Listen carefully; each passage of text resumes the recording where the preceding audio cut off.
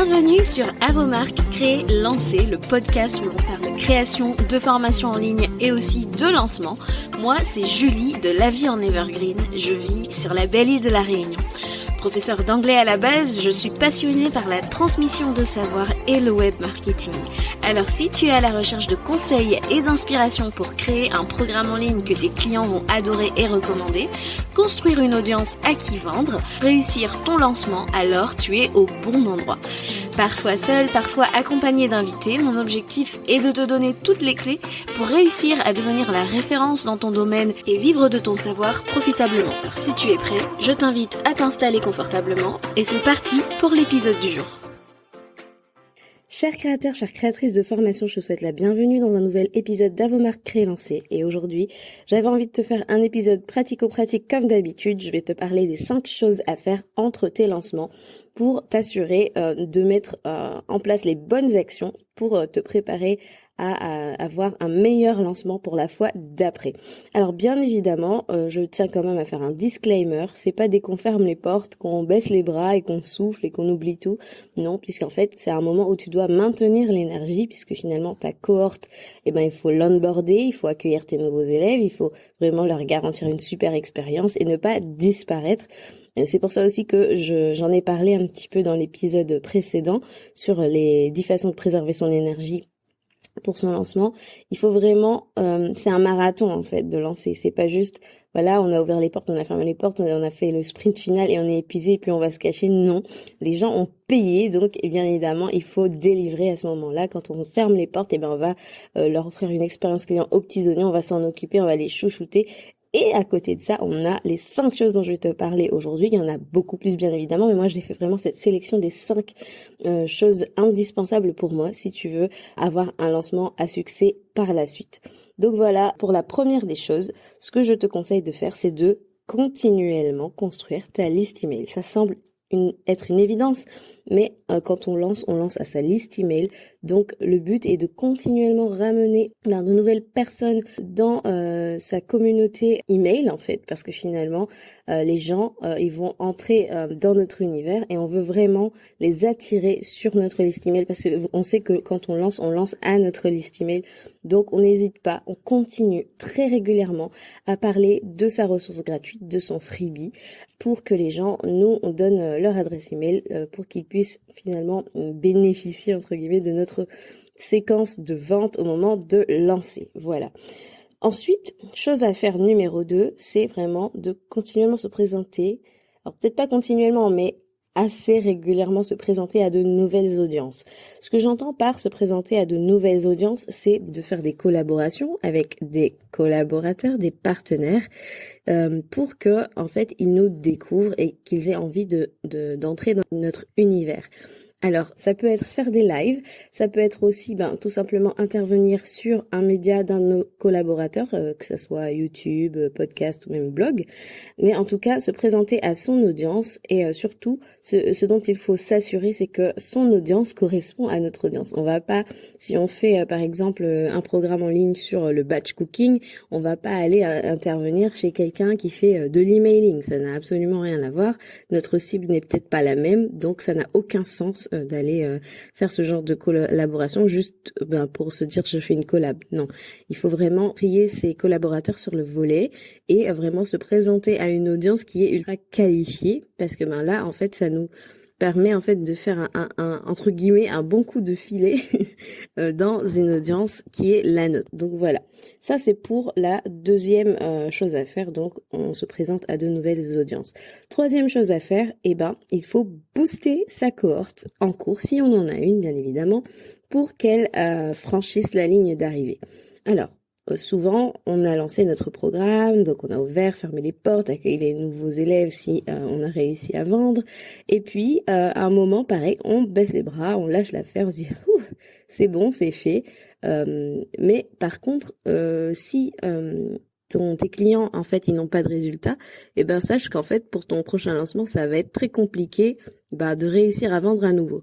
Le but, en fait, c'est que ces élèves que tu as accueillis, qu'ils puissent franchir cette ligne d'arrivée pour se dire que j'ai eu tel résultat, et ces résultats-là, tu vas pouvoir les présenter à ton prochain relancement pour que les gens achètent. S'ils n'ont aucun résultat, ça va être un gros problème pour toi. Et en plus, ça va peut-être, les gens vont peut-être te dire, ça fonctionne pas son truc. Alors oui, on est d'accord qu'il y a aussi la responsabilité de l'élève, mais c'est aussi, je trouve, ta responsabilité de mettre en place des choses pour qu'il franchisse la ligne d'arrivée, pour pouvoir avoir ces fameux résultats que tu pourras présenter. Alors, comment est-ce qu'on peut faire ça ? On peut imaginer, peut-être faire des petits challenges, mettre en place des défis pour que les gens restent motivés. Alors, pourquoi ne pas refaire un reboot, par exemple, du programme? Si tu vois que les gens ont un peu lâché l'affaire à un moment, tu refais un petit événement qui va un petit peu galvaniser les troupes, comme ça, et leur dire attention, pour ceux qui ont envie de s'y remettre à fond, j'organise un reboot de telle semaine à telle semaine. Chaque semaine, on va aller dans un module tous ensemble, je suis là, je soutiens, etc. Donc ça, c'est une très très bonne idée pour pouvoir faire franchir cette fameuse ligne d'arrivée à tes participants, à tes clients, tes coachés, pour pouvoir les amener tout simplement à produire du résultat. Et toujours sur la même lancée, donc là on est à la 4e chose à faire, donc ça va être de rassembler continuellement toutes tes preuves sociales. Je souhaite que tu sois de ces créateurs ou créatrices de formation qui reçoit régulièrement des témoignages de tes clients te disant j'ai réussi à faire ça grâce à ton programme, tel module m'a aidé à faire ci, m'a aidé à faire ça.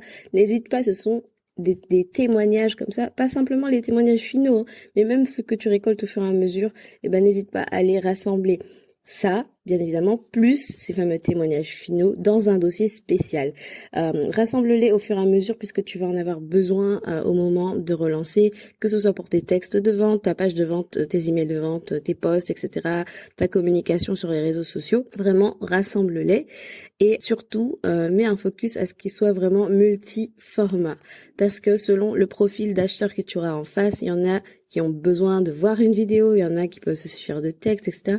Mais en tout cas, vraiment rassemble ta preuve sociale, ta social proof multi-format dans un dossier spécial où tu sais que tu pourras les retrouver le moment venu. Ensuite, 5e et dernière chose à faire, sonde ta cohorte pour savoir quels sont les besoins qui subsistent. Va vraiment au fond des choses, va voir quelles sont les questions qui reviennent, qu'est-ce qui a manqué peut-être pour créer tout simplement peut-être une nouvelle leçon, peut-être un nouveau module, peut-être tout simplement un nouveau bonus qui te permettra de proposer une expérience beaucoup plus smooth, beaucoup plus intéressante pour tes nouveaux élèves, tes nouveaux clients. Et ça, c'est vraiment quelque chose à faire parce que si t'as 1 ou 2 ou 3 ou 4 élèves qui a bloqué sur un truc, c'est que vraiment il y a quelque chose à faire vraiment de ton côté pour pouvoir améliorer un peu ton expérience pédagogique déjà et aussi ton expérience client parce que finalement tu auras moins les mêmes questions qui vont revenir, tu vas pas forcément répéter 150 fois la même réponse. Donc vraiment ça, c'est quelque chose à vraiment mettre en place avant de relancer ton programme, puisque tu promets finalement des mises à jour dans tes programmes, donc c'est l'occasion de le faire. On n'a pas besoin d'attendre 3 lancements avant de mettre à jour. Au fur et à mesure, on peut peaufiner. Voilà pour les 5 choses. Je vais les récapituler. Donc, construire sa liste email continuellement, se présenter à de nouvelles audiences régulièrement en faisant des collaborations, booster sa cohorte en cours pour franchir la ligne d'arrivée, pour qu'elle produise du résultat.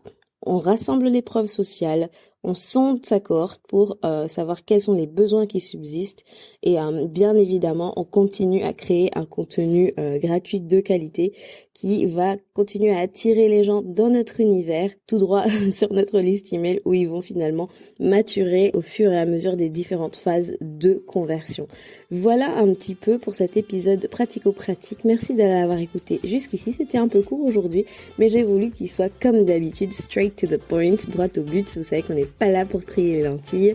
Donc voilà, je vous souhaite une bonne continuation.